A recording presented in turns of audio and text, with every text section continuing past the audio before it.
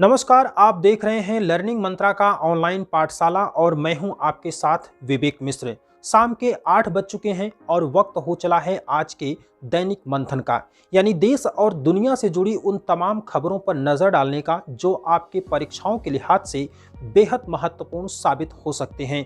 आज के दैनिक मंथन में हम बात करेंगे भारतीय संविधान के अनुच्छेद 356 की, लेकिन उससे पहले कुछ छोटी लेकिन महत्वपूर्ण खबरों पर एक नजर।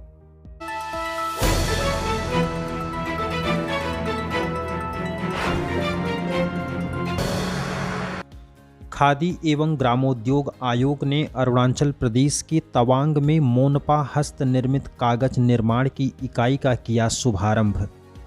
बैडमिंटन वर्ल्ड फेडरेशन यानी BWF ने रूसी शटलर निकिता खाकीमोव पर सट्टेबाजी और अनियमित मैच परिणामों के आरोप में 5 साल का लगाया प्रतिबंध। हाल ही में भारत के उत्तराखंड में पहले पॉलिनेटर पार्क का उद्घाटन संपन्न। 1956 के ओलंपिक में फुटबॉल टीम के सदस्य रहे भारतीय फुटबॉलर निखिल नंदी का हाल ही में निधन। और हाल ही में प्रधानमंत्री नरेंद्र मोदी ने राजधानी दिल्ली में देश की पहली ड्राइवर रहित मेट्रो रेल का किया उद्घाटन।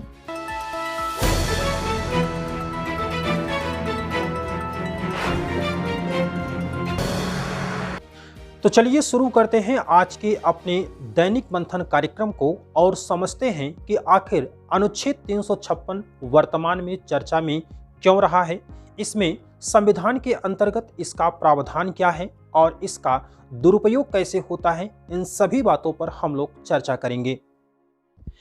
हाल ही में सुप्रीम कोर्ट द्वारा आंध्र प्रदेश उच्च न्यायालय के उस आदेश पर रोक लगा दिया गया जिसमें उच्च न्यायालय ने आंध्र प्रदेश सरकार में संवैधानिक मशीनरी की विफलता यानी कॉन्स्टिट्यूशनल ब्रेकडाउन के संदर्भ में स्वतः संज्ञान लेते हुए न्यायिक जांच की बात कही थी। आंध्र प्रदेश के इस मामले में न्यायिक अतिरेक यानी जुडिशियल ओवररीच के रूप में भी देखा जा सकता है। आपको बताते चलें कि संवैधानिक मशीनरी की विफलता के मुद्दों को संविधान के अनुच्छेद 356 के तहत निपटाया जाता है।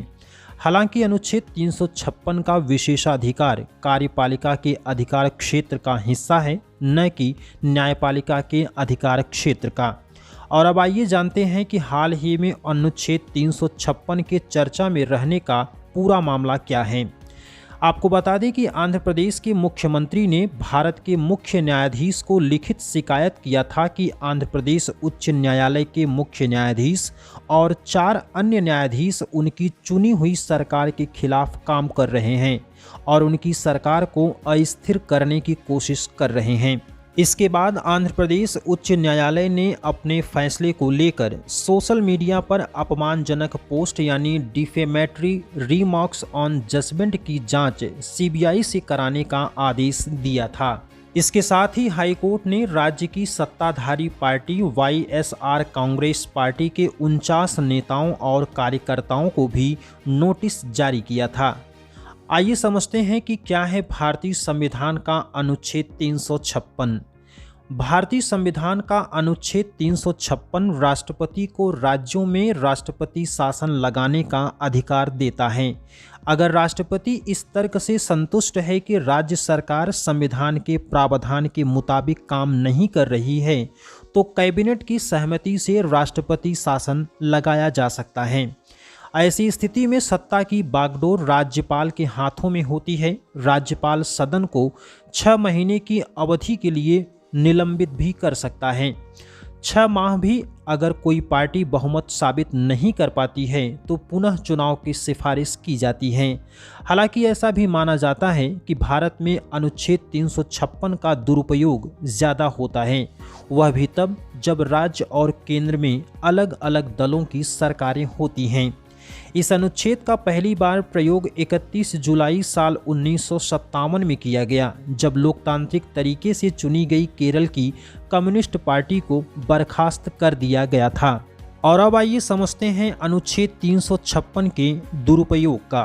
डॉक्टर भीमराव अंबेडकर ने संविधान सभा में अनुच्छेद 356 को संविधान का मृत या अनाम पत्र यानी डेड लेटर की संज्ञा दिया था, लेकिन तब भी इसे संविधान में रखा गया और अब तक लागू होने के बाद से इस अनुच्छेद का 125 से अधिक बार उपयोग या दुरुपयोग किया जा चुका है। लगभग सभी मामलों में इसका प्रयोग राज्यों में संवैधानिक मशीनरी की विफलता के बजाय राजनीतिक हितों के लिए किया गया। पूर्व प्रधानमंत्री इंदिरा गांधी ने अनुच्छेद 356 का प्रयोग 27 बार किया और अधिकांश मामलों में इसका प्रयोग राजनीतिक लाभ के लिए किया गया। साल 1977 में जनता पार्टी की सरकार बनने के बाद उसने भी प्रतिशोध के रूप में 9 कांग्रेस शासित राज्यों की सरकारों को भंग कर दिया। साल 1980 में इंदिरा गांधी की सत्ता में पुनः वापसी हुई और उन्होंने एक ही बार में विपक्षी दल द्वारा शासित 9 राज्यों की सरकारों को एक ही बार में भंग कर दिया। तब से अब तक चुनी हुई सरकारों ने अनुच्छेद 356 का दुरुपयोग जारी रखा है। और अगर आंध्र प्रदेश मामले के निष्कर्ष को देखा जाए तो सर्वोच्च न्यायालय द्वारा आंध्र प्रदेश उच्च न्यायालय के आदेश को स्थगित किया जाना यह सुनिश्चित करेगा कि राज्य की शक्तियों का पृथक्करण की व्यवस्था को प्रभावित करने वाले कानूनी हस्तक्षेप को सीमित किया जाए।